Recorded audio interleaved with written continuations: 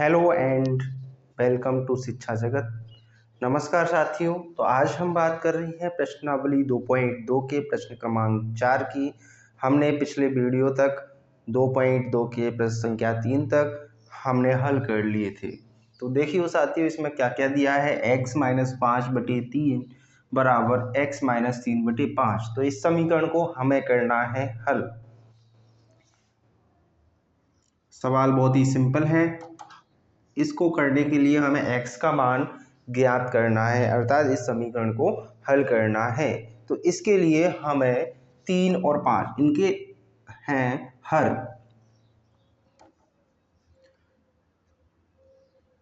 x minus 5/3 ये दिया है अपने को, दिया है x माइनस 5/3 बराबर x माइनस 3/5।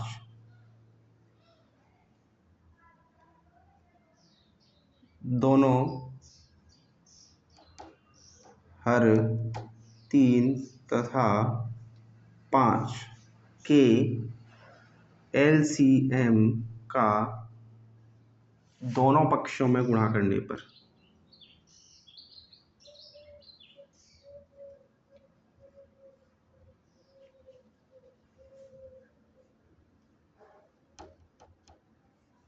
दोनों पक्षों में गुणा करने पर इसका 3 और 5 का LCM आ जाएगा 15। तो x माइनस 5/3 इसमें हमको गुणा करना है 15 का, बराबर x माइनस 3/5 इसमें भी गुणा करना है 15। अब हम इसको डिवाइड करेंगे, 3 को डिवाइड करेंगे 15 से तो जाएगा 5 बार।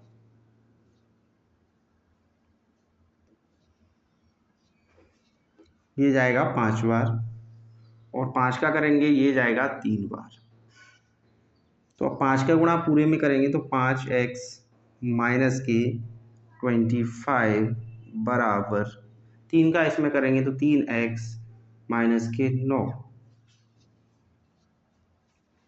अब पक्षांतरण करेंगे तो 5x माइनस के 3x बराबर माइनस के 9 प्लस के 25।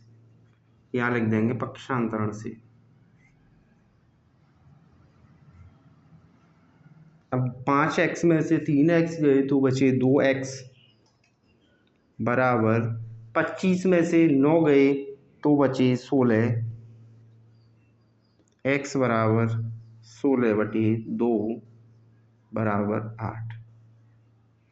x बराबर 8 ये अपना आ गया आंसर। तो एक बार पुनः देखिए कि जब भी ऐसा सवाल हो, हर में कोई संख्या हो तो दोनों की जो हर है उनका लेते हैं LCM और दोनों पक्षों में कर देते हैं गुणा। गुणा करने के बाद जो हर की संख्या है वो हो जाती है कैंसल, और जो ऊपर की संख्या है फिर समीकरण को हल कर देते हैं पक्षांतरण के साथ। तो इस तरह से x का जो मान है वो आया अपना 8। यही अपना आंसर है।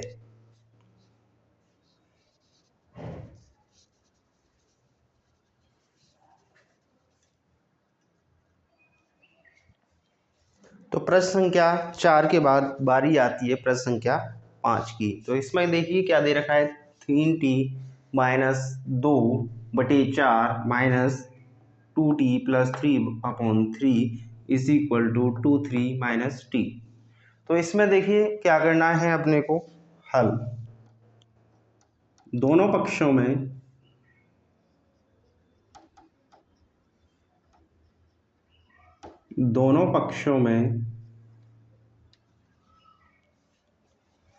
हर 4 3 के LCM का गुणा करने पर, इसके LCM का अपने को करना है गुणा। दोनों पक्षों के हर, इन दोनों पक्षों में हर क्या है 4 और 3 के LCM इसका आ जाएगा 12 का गुणा करने पर।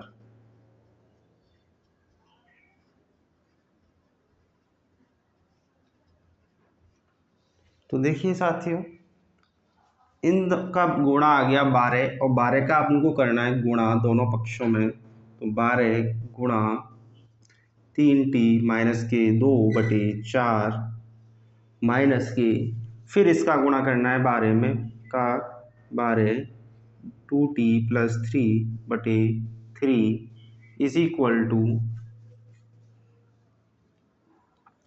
12 गुणा 2/3 माइनस के 12 गुणा t। तो इस तरह से दोनों पक्षों में हमने कर दिया 12 का गुणा। अब 12 का गुणा करने के बाद जो अपने पास संख्या आ रही है उसको देखते हैं। अब 4 का भाग 12 में देंगे तो ये जाएगा 3 बार, 3 का गुणा पूरे में देना है अपने को, 3t माइनस के 2। अब 3 का भाग 12 में देंगे तो जाएगा 4 बार और इसका गुणा पूरे में करना है, बराबर 3 का भाग 12 में देंगे तो जाएगा 4 बार और 4 का गुणा करना है 2 से, माइनस के 12 का गुणा t से करेंगे तो 12t। 3 का गुणा 3t से करेंगे तो 9t और 3 का गुणा माइनस के 2 से करेंगे तो माइनस के 6। इसके बाद माइनस 4 का गुणा 2t से करेंगे तो 8t, माइनस 4 का गुणा 3 से करेंगे तो माइनस के 12 बराबर 4 का गुणा 2 से करेंगे तो 8 माइनस के 12t। अब जो भी t वाली है उसको एक तरफ करेंगे और बाकी जो संख्या है उसको हम पक्षांतरण करके एक तरफ ले जाएंगे। तो 12 माइनस के t है, इधर आएंगे तो प्लस के 12t प्लस के 9t माइनस के 8t बराबर, ये प्लस के 8 हैं, ये माइनस के 6 हैं, ये पक्षांतरण के बाद प्लस के 6 हो जाएंगे, ये माइनस के 12 हैं, पक्षांतरण के बाद प्लस के 12 हो जाएंगे, यहाँ लिख देंगे पक्षांतरण से। इसके बाद कैलकुलेशन करेंगे अपन, तो 12 और 9 और माइनस के 8 इधर गए तो प्लस का 1 बचा और ये हो जाएंगे आपके 13t बराबर, इसका करेंगे अपन तो 12 और 8 20 और 6 26, टी का मान यहाँ से निकालेंगे तो बराबर 26/13 बराबर 2, टी का मान आ गया 2, ये अपना आंसर। बहुत ही सिंपल सवाल है। इसको करने के लिए हमें सबसे पहले जो भी हर है उसका एलसीएम निकाल के दोनों पक्षों में करेंगे गुणा, तो इसका हर 4 और 3 का आया 12 और दोनों पक्षों में गुणा किया और उसके बाद समीकरण को सॉल्व किया। 4 का भाग 12 में देंगे तो जाएगा 3 बार, 3 का भाग 12 में दिया गया 4 बार, 3 का भाग 12 में देंगे 4 बार और 12 का गुणा टी से तो 12t। अब 3 का गुणा ब्रैकेट के अंदर करेंगे तो 9, 3 गुणा 3 9t, 3 दूनी 6, 4 दूनी 8t, 4t 12, इसके बाद 4 दूनी 8, पक्षांतरण करेंगे, टी वाली संख्या एक तरफ लेके आए और बाकी एक तरफ, इसके बाद ये हो गया 13t बराबर 26, तो टी का मान आ गया 26/2 बराबर 2, टी का मान आया 2, ये अपना है आंसर। इसी तरह से प्रश्न संख्या 6, इसके बाद बारी आएगी प्रश्न संख्या 6 की, और जो प्रश्न संख्या 5 है बहुत ही सरल है।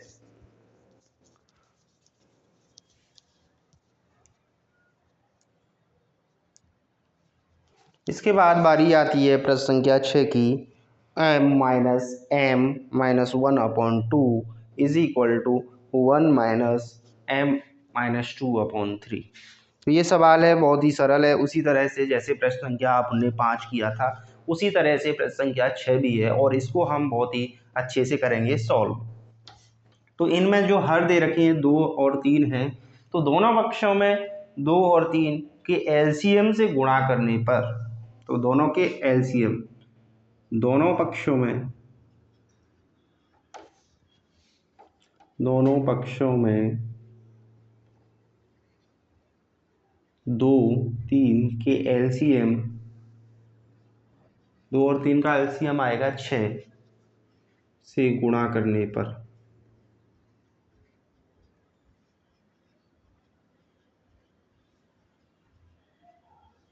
तो जब 6 से गुणा करेंगे, 6 का गुणा m से करेंगे तो 6m माइनस 6 का गुणा करेंगे अपन m माइनस 1/2 उसके बाद बराबर 6 का गुणा 1 से करेंगे तो 6 माइनस 6 का गुणा करेंगे अपन m-2/3।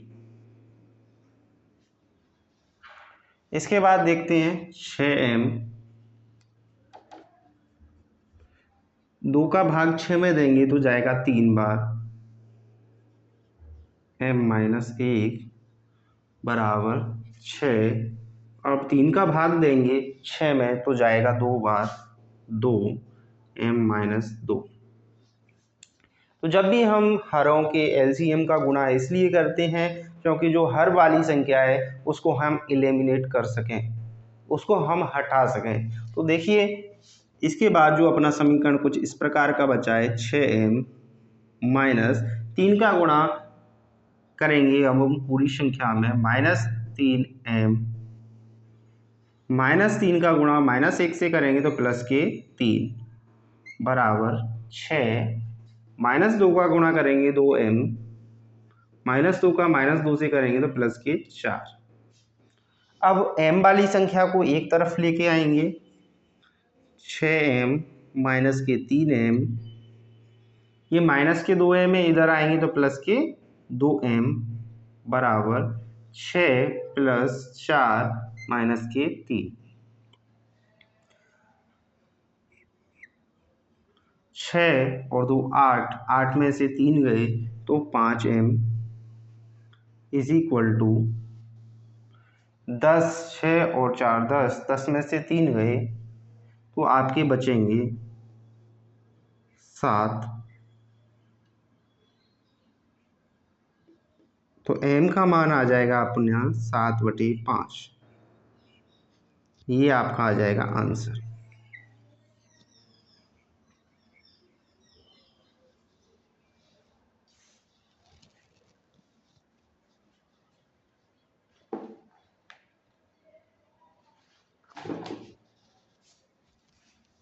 बहुत ही सरल प्रश्न था और इसमें हमें m का मान निकालना था। तो सबसे पहले हम हर के एलसीएम का हम करेंगे दोनों पक्षों में गुणा।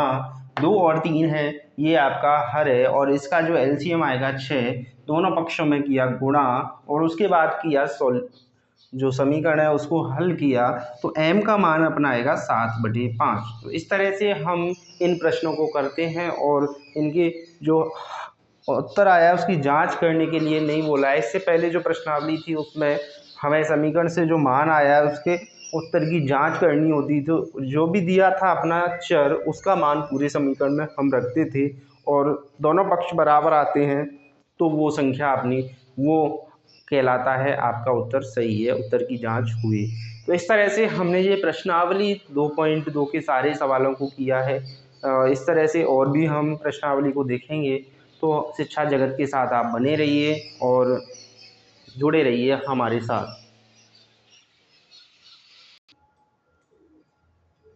प्रश्न संख्या 5 के बाद प्रश्न संख्या 6, अब बारी आती है प्रश्न संख्या 7 और प्रश्न संख्या 8 की।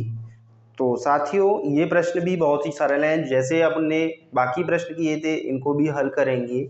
इन प्रश्नों को हल करने से पहले हम देखते हैं जब भी ब्रैकेट से पहले कोई संख्या होती है तो उस ब्रैकेट में उस पूरी संख्या का हो जाता है गुणा। तो 3 का गुणा हम करेंगे t से तो ये हो जाएगा 3t।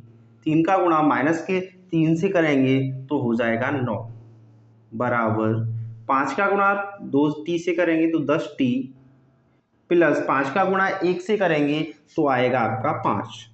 अब करेंगे हम पक्षांतरण, जो भी चर संख्या है उनको ले आएंगे एक तरफ। तो 3t प्लस के हैं ये 10t प्लस के हैं इधर आएंगे तो माइनस के 10t बराबर 5 प्लस के हैं ये माइनस के 9 है इधर आ जाएंगे तो ये हो जाएंगे प्लस के 9। अब देखते हैं 3t और ये माइनस के 10t तो बचेंगे माइनस के 7t बराबर 14। t बराबर 14 का भाग देंगे -7 से बराबर -2। t का मान आ गया -2। ये अपना आ गया आंसर। बहुत ही साधारण सवाल है। हमें क्या करना था, t का मान निकालना था और ब्रैकेट दिया है, ब्रैकेट के अंदर इसको समीकरण को करना था हल। इसके बाद देखिए प्रश्न संख्या आता है 8। ये भी ऐसा ही है, जो भी ब्रैकेट वाले संख्या है उसको हम ब्रैकेट के आगे जो संख्या है उसका गुणा हो जाएगा पूरे ब्रैकेट में। देखिए 15 का गुणा अपने को करना है अंदर, तो 15y माइनस के 60 माइनस के 2y, 2 का गुणा 9 से करेंगे, माइनस माइनस प्लस के 18 प्लस के 5y और प्लस के 5 का गुणा 6 से करेंगे तो हो जाएगा 30 बराबर 0। इसके बाद देखिए जो भी चर वाले हैं उनको एक तरफ ले आएंगे, अचर वाले हैं उनको ले आएंगे एक तरफ। तो देखिए 15y चर है, ये देखिए माइनस के 2y ये चर है, प्लस के 5y ये चर है। अब जितने भी अचर हैं उनको इधर ले जाइए पक्षांतरण से। 60 माइनस के इधर आएंगे तो प्लस के कर दीजिए, प्लस के 18 इधर आएंगे तो माइनस के 18 कर दीजिए, और प्लस के 30 है उधर जाएंगे तो माइनस के हो जाएंगे 30 बराबर। यहाँ लिख सकते हो आप पक्षांतरण से।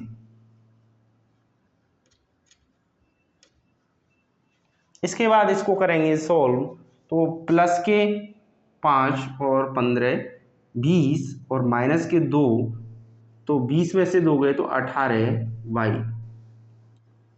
बराबर प्लस के 60 और माइनस के 48, तो बचेंगे आपके 12।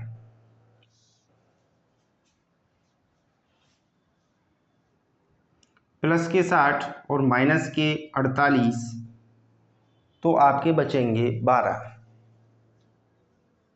y बराबर 12/18, 6 का चला जाएगा भाग दोनों में, 6 दूनी 12, 6 × 18, तो ये आ गया y का मान 2/3। ये अपना आ गया आंसर। बहुत ही सिंपल प्रश्न है, दोनों ही प्रश्न है वो बहुत ही साधारण है और इनको आपको करना है सॉल्व, और एक बार आप इसको देख सकते हो अच्छे से।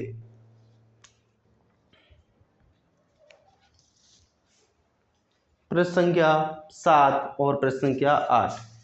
इसके बाद बारी आती है प्रश्न संख्या 9 और 10 की। तो इसको सॉल्व करने से पहले आप इसको एक बार अच्छे से कर लीजिए हल। प्रश्न संख्या 8 के बाद बारी आती है प्रश्न संख्या 9 और प्रश्न संख्या 10 की। तो प्रश्न संख्या 10 को सॉल्व करने से पहले प्रश्न संख्या 9, इसमें भी हमें हल करना है और z का मान निकालना है। तो जो भी ब्रैकेट के सामने संख्या है उसको कर देना है अंदर गुणा। तो 3 का गुणा 5 से करेंगे तो 15z, 3 का गुणा 7 से करेंगे तो माइनस के 21, माइनस 2 का गुणा 9z से करेंगे तो 18z, 2 का गुणा करेंगे 11 से, माइनस और माइनस हो जाएंगे प्लस के 22,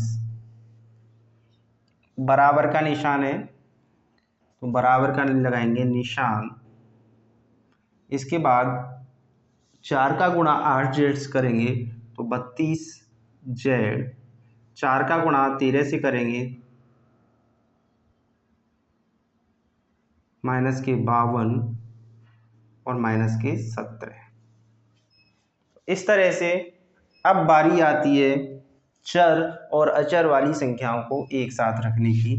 तो 15z चर है, माइनस के 18z, और ये प्लस के z है, इधर आएंगे तो माइनस के 32z बराबर माइनस के 21 है, और माइनस के 21 उधर जाएंगे तो प्लस के 21, ये प्लस के 21 है, उधर जाएंगे तो माइनस के 22, और ये माइनस के 52, माइनस के 17। इस तरह से देखिए माइनस के और प्लस के, इनको करना है, जोड़ना है, माइनस माइनस के जोड़ दो तो ये आपके हो जाएंगे 40 और 50। 15Z माइनस के 50Z बराबर 21 प्लस के हैं और माइनस के आपके हैं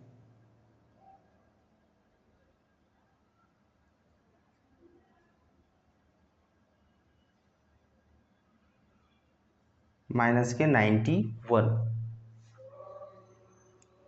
अब आपके 35Z बराबर माइनस के 35Z बराबर माइनस के 70। तो Z का मान यहाँ से आ जाएगा माइनस के 70 बटे माइनस के 35। तो Z बराबर 2। Z का मान आ गया आपका 2। ये आपका है आंसर। बहुत ही अच्छा सवाल है और इसको सॉल्व करेंगे।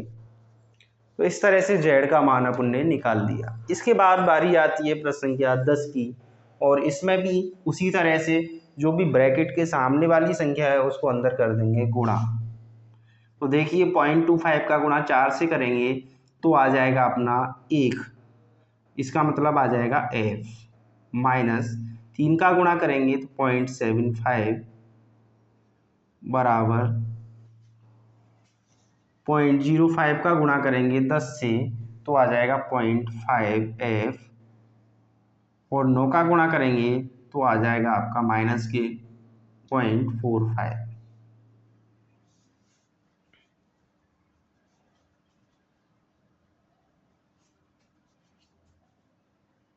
इसके बाद जो चर वाली संख्या है उसको ले आएंगे एक तरफ और अचर वाली संख्या आपकी रह जाएगी एक तरफ। तो f प्लस के हैं इधर आएंगे तो माइनस के 0.5f बराबर 0.45, प्लस के हैं ये माइनस के हैं उधर आएंगे तो प्लस के 0.75। तो 0.5 में से 0.5f बचे बराबर ये आपके आगे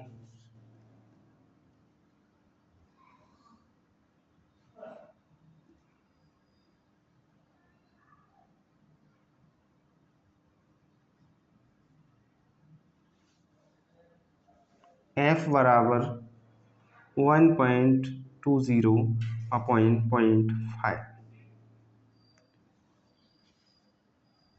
पॉइंट से ये पॉइंट आपका आ जाएगा इधर, तो 5 का इसमें देंगे, 5 दूनी 10 बचे 2, 5 चौक 20। f का मान आ जाएगा आपका 2.5, 2.4। इस तरह से f की वैल्यू आपकी आ गई 2.4। ये f की मान आ गया। तो इस तरह से जो भी आपके प्रश्न दिए हों उसको आपको करना है सॉल्व, और इस तरह से आपका हो जाएगा समीकरण सॉल्व।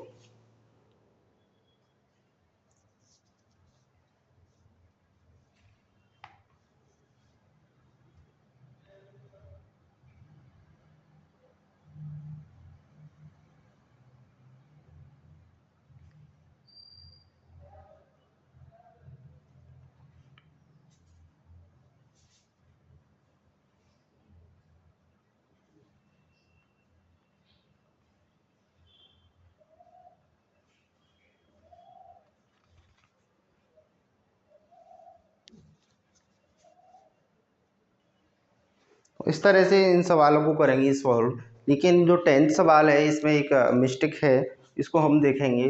क्योंकि 0.45 है, ये माइनस के हैं आपके, तो ये माइनस के इधर हैं, तो इसमें आपको